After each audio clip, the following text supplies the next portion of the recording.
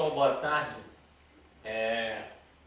Hoje eu estou aqui para falar sobre física, que eu sou um apaixonado pela física, sou engenheiro, mas gosto muito de física, e principalmente da astrofísica, né? Alguns pontos eu gostaria de ressaltar, alguns pontos básicos, né, da física, e eu tenho uma teoria. Se vocês olharem o meu vídeo anterior, vocês vão ver essa minha teoria. Quando você coloca dentro de um copo, você enche um copo de água, tampa com um papel, e esse papel fica, você coloca ele bem, passa a mão para ele ficar bem em contato com essa água, vira, tá? E essa água não desce. Por quê? O papel impede que o ar entre. E em cima você cria um semivácuo. E a água ocupa esse semivácuo. Então, na verdade, o que acontece? A água sustentando esse semivácuo. Tá? Bom, quero falar um pouquinho antes sobre a aceleração da gravidade, que é constante. Um momentinho só. Se vocês fizerem essa experiência na casa de vocês, uma bolinha de papel, uma bola mais pesada, e vocês soltarem, vocês vão reparar que elas vão bater ao solo ao mesmo tempo, porque a aceleração da gravidade é constante. Bom, enfim, a Terra tem um campo magnético. Por quê? Esse campo magnético é gerado pelo atrito da nossa... O centro da Terra ainda está incandescente, tá? Ela vem se resfriando desde o Big Bang e ela está incandescente. E o atrito do centro da Terra com a superfície gera um campo que sai do norte e vai para o sul, tá? Como nós temos pela fórmula de Newton, força é igual a constante K, massa, produto das massas, dividido pelo quadrado da distância, Newton provou que existe uma aceleração da gravidade na Terra de 9,81 metros por segundo ao quadrado. Essa aceleração da gravidade é constante. Como eu pude mostrar aqui, se vocês largarem dois elementos, aqui uma bolinha de papel amassada, aqui uma bola mais pesada, elas chegam junto, porque a aceleração da gravidade é constante, independente da massa. A não ser que você tenha alguma coisa que seja sujeita ao meio, vento e por aí, enfim. Mas se você tiver mais ou menos duas massas mais ou menos compactas, de pesos diferentes, elas têm aceleração da gravidade constante. E o peso é uma força que, multiplicado por essa massa, vezes a massa diferente, vezes a aceleração da gravidade constante, eles vão ter pesos diferentes, mas a aceleração da gravidade é constante. A forma que interagem os objetos no nosso universo é a fórmula de Newton, força igual a constante K vezes o produto das massas dividido pelo quadrado da distância. Ela não se aplica lá fora. Lá fora que eu digo no espaço sideral, tá? Ela não se aplica lá no espaço sideral. No espaço sideral, a teoria mais aceita é o espaço tridimensional curvo de Einstein, que é como se fosse uma rede e a bola vai pelo centro dessa rede. Eu posso até usar essa bola. É como se você tivesse aqui uma rede e a bola vai se deslocando nessa rede. Essas redes de pula-pula usadas em parque de diversão, você vai jogando a bola, essa rede é o espaço tridimensional curvo de Einstein. Tá?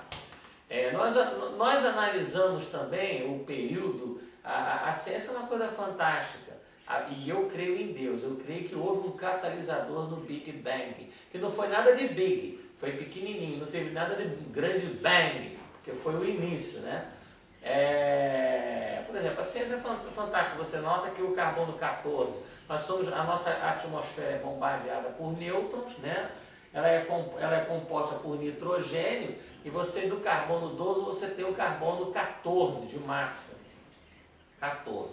Esse carbono 14, nós somos na cadeia alimentar da nossa fotossíntese, a gente vai, nas plantas, na nossa fotossíntese, desculpa, nas plantas a fotossíntese, na nossa cadeia alimentar, nós vamos mantendo o nível desse carbono 14, que ele é radioativo. Mas a partir do momento que nós falecemos, tá? A nossa massa vai perdendo carbono 14. Então, quando eles descobrem uma ossada, essa ossada vai perdendo radioativamente, né? Ela vai perdendo, o carbono 14 vai se extinguindo numa determinada proporção, ele vai exalando radioatividade. E isso num determinado período, tá? E então você consegue ver o quanto aquele carbono 14 perdeu de radioatividade, tá? Porque o carbono 14 é formado da interação dos nêutrons, das radiações solares das radiações do nosso espaço sideral, né? Não só solares, como das estrelas, enfim. Esses nêutrons, eles batem com 87%, quase 90%, 88% de nitrogênio e formam o carbono 14. Você tem o carbono 12 e você tem o carbono 14, que é um percentual muito pequeno em relação ao carbono 12. Mas esse carbono 14 ele é radioativo. Como nós somos formados, o ser humano, a química orgânica, ela é formada de carbono, a ossada, quando a gente para de se alimentar, tanto os vegetais na fotossíntese, nós quando paramos de nos alimentar, nós paramos de nos alimentar quando nós falecemos. Então, esse carbono 14 que nós temos dentro, que compõe, que nós temos no nosso organismo, porque nós somos, a base da química orgânica é o hidrocarboneto, são os carbonos, né? Então, tanto é que você tem o gás metano, CH4, gás butano, CH1, 2, 3, 4, 5, 6, 7, 8, 9, CH10, C4H10, é o butano, o metano é o CH4. Então, são componentes orgânicos. O petróleo nada mais é que a formação dos fósseis que se transformam em componentes. O petróleo é de origem orgânica. Tá? Aliás, eu quero fazer Então, quando nós falecemos, esse carbono ele deixa de receber alimentos externos. Então, ele começa a exalar radioatividade. E você, quando pega uma ossada, você consegue analisar e mensurar o quanto ele perdeu de radioatividade num determinado período de tempo. Então, você consegue quantificar mais ou menos a data dessa ossada pela perda de radioatividade do carbono 14, que é formado pelas radiações de nêutron, pelo bombardeio de nêutron na nossa estratosfera e ionosfera, em cima do nitrogênio. Então gera o carbono 14. Né? Aliás, uma ressalva aqui, eu sou a favor da utilização do petróleo, mas a gente tem que olhar um pouco a parte ecológica, tá? Porque uma garrafa dessa PET, tá? Essas garrafas PET de refrigerante, elas levam aí centenas, milhares de anos milhares e milhares de anos para se desfazerem. E os nossos mares estão se enchendo disso aí. Então está havendo uma poluição ecológica tremenda, que acho que a gente deve olhar um pouco essa parte ecológica também nas produções dos elementos derivados do petróleo, que são muito úteis, por sinal. Mas temos que olhar essa parte ecológica também. Parece que no Pacífico no fundo do Pacífico está decantado de garrafa PET e outros elementos oriundos do petróleo, porque eles levam milhões e milhões de anos para se decompor. Tá? Mas o que eu queria aqui falar é da minha teoria sobre a sustentação dos astros. Uma vez eu fiquei parando, pensando, olhando, como é que esses esses astros se sustentam e tal. Então existe a equação de Newton, né, que é força, a atração entre os corpos, a seleção da gravidade, a da atração entre os corpos, que é o constante K, um chama de constante G, é uma constante vezes o produto das massas dividido pelo quadrado da distância. Essa é de Newton. A de Einstein é como se fosse uma rede dando a sustentação ao astro. Tá? E nós sabemos que nós temos uma aceleração da gravidade e nós só nos mantemos em pé aqui na Terra porque a gente tem um campo magnético que gera uma força pela regra da movimento, força campo B. Então nós nos mantemos em pé na Terra.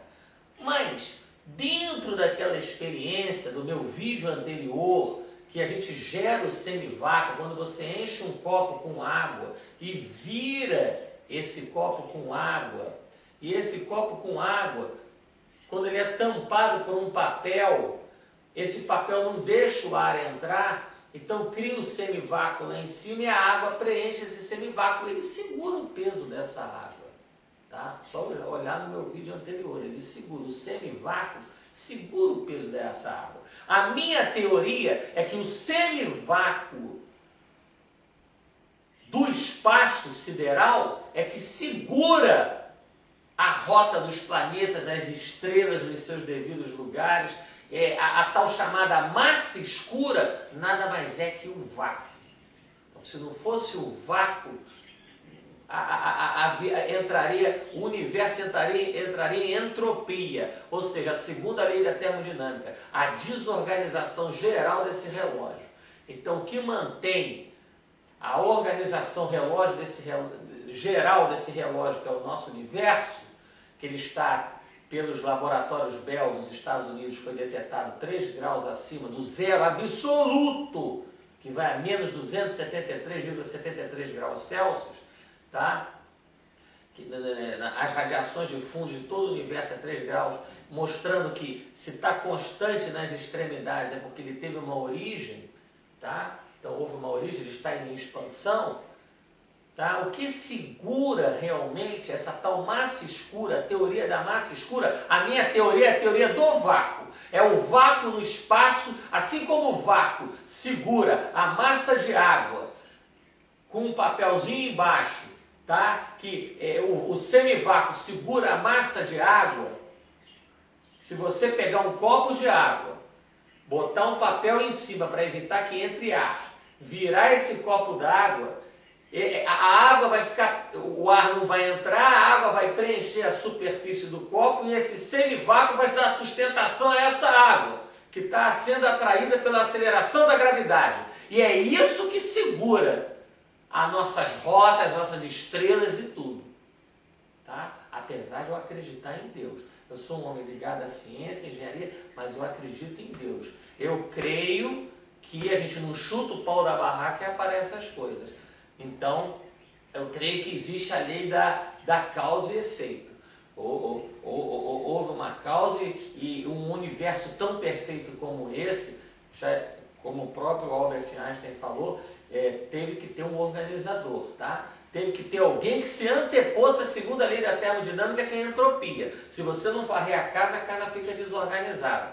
Mas a minha teoria é que essa massa escura nada mais é que um vácuo sideral, assim como segura a água, esse semivácuo segura a água num copo invertido tapado por uma folha para não entrar ar e não preencher o semivácuo e expulsar a água. Então a água que preenche o semivácuo, esse semivácuo que dá sustentação a essa água, é esse semivácuo sideral que dá sustentação às órbitas dos planetas, às estrelas, e por aí vai. Você tem estrela de primeira grandeza, segunda grandeza, terceira grandeza, e vocês sabem que o Sol, um dia, você tem o triângulo do fogo, né? Que você tem calor e o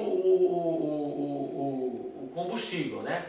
Calor com combustível. Com a presença do oxigênio, que é o comburente, se você tirar o oxigênio, você não tem o triângulo do fogo, você não tem geração de fogo. Mas no espaço, o Sol, como é uma fissão nuclear, ele produz o calor através de uma fissão e uma fusão nuclear. E você tem estrelas de primeira, segunda e terceira grandeza.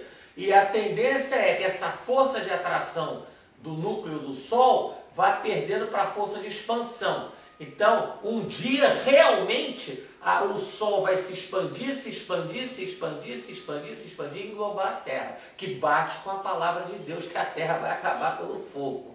Eu não sei se é por uma guerra nuclear aí, mas que o Sol um dia vai englobar a Terra, porque ele vai perdendo a força de atração dele, porque é um combustível, é um reator nuclear dentro dele, vai perdendo a força de atração, ele vai se expandir e vai consumir a Terra. Eu espero que até lá a gente já tenha tecnologia para sair fora da Terra, né? Mas tudo indica que, pela minha teoria, assim como o vácuo segura a água num copo invertido tapado por um pedaço de folha de papel, é só olhar o meu vídeo anterior, que vocês vão ver essa experiência que eu fiz com meu filho, que se vocês preencherem um copo de água e tamparem com um papel e inverterem, a água não desce, porque não entra ar, e você tem o semivácuo segurando a massa de água, essa é a massa escura. Então, graças ao vácuo, no espaço, é que nós temos a sustentação dos astros, tá? E dos planetas. Essa é uma teoria minha. Não é uma teoria de Isaac Newton e de Albert Einstein. É uma teoria minha, nem de Stephen Hawking. Eu estou dizendo que pode ser que essa tal massa escura, que também ninguém sabe explicar o que é, seja nada mais, nada menos que o vácuo, dando a sustentação. E eu quero aqui abrir um parênteses, que eu creio que houve um catalisador, sim. Eu creio que houve alguém que catalisou o surgimento do nosso universo, e eu creio sim, porque eu creio em Deus através de Jesus Cristo, respeitando todas as religiões. Não estou falando aqui de futebol, religião, nem política. Eu creio que existiu alguém que se antepôs à entropia, porque se não existisse alguém que organizou esse universo todo, o próprio cientista, para mim, um divisor de águas, Albert Einstein, mencionou, alguém deve ter organizado isso tudo. Então, eu também creio que alguém catalisou, organizou e formou tudo. E formou tudo que existe até hoje.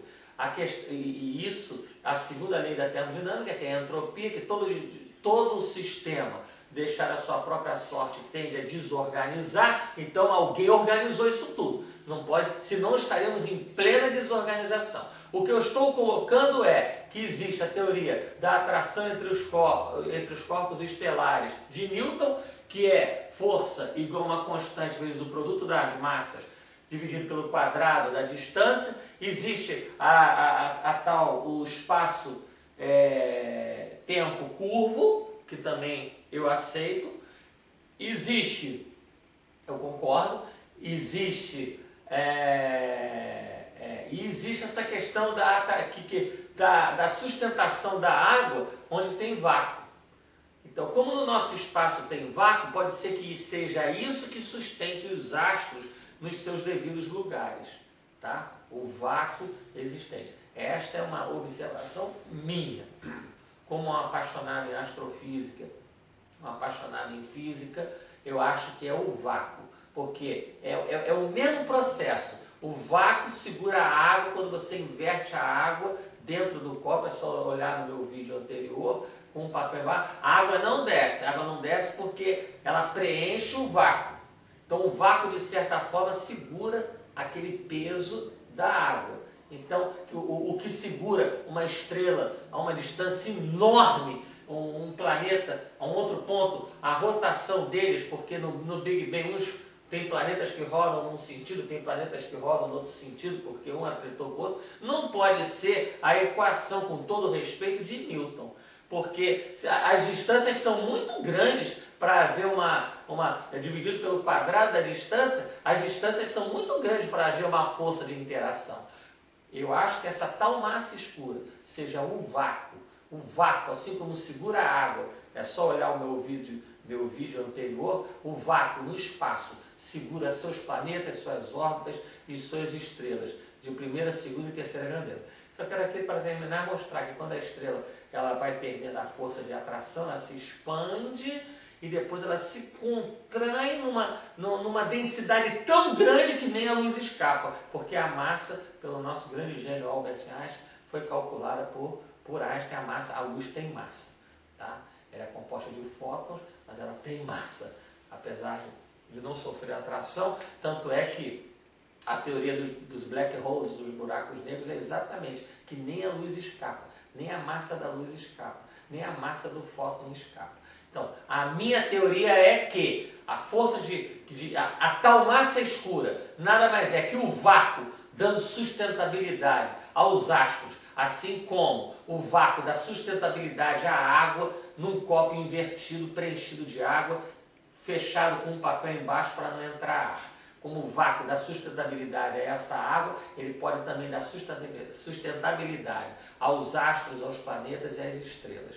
Em nome de Jesus Cristo, eu quero agradecer mais uma vez, muito obrigado, e vamos continuar estudando e pesquisando, porque o saber não é linear, o saber não ocupa espaço. Vocês podem estudar até o fim da vida de vocês. Eu creio que eu vou para Cristo, outros não creem, tudo bem, eu respeito a opinião de cada um, mas o saber, saibam, não ocupa espaço, ele não é linear. E a gente tem que estar sempre estudando e estar sempre aprendendo. Porque não é quando nós morremos e somos enterrados que somos maduros, não. A gente nunca sabe tudo. A gente está sempre aprendendo. Isso eu vi também, mais uma vez eu faço aqui ninguém é totalmente maduro. Ninguém é totalmente maduro quando está morto e enterrado.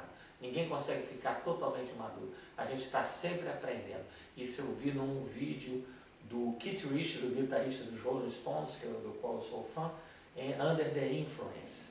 Tá? Esse conceito de maturidade é um conceito ilusório, porque ninguém pode viver 300 anos sem enterrado, ele não é totalmente maduro. A gente está sempre aprendendo, sempre aprendendo, sempre aprendendo. E a gente tem que ter essa humildade em dizer que nós não sabemos nada, estamos sempre aprendendo. Eu creio em Deus e acho que é o vácuo a tal massa escura. Muito obrigado em nome de Jesus Cristo, um abraço.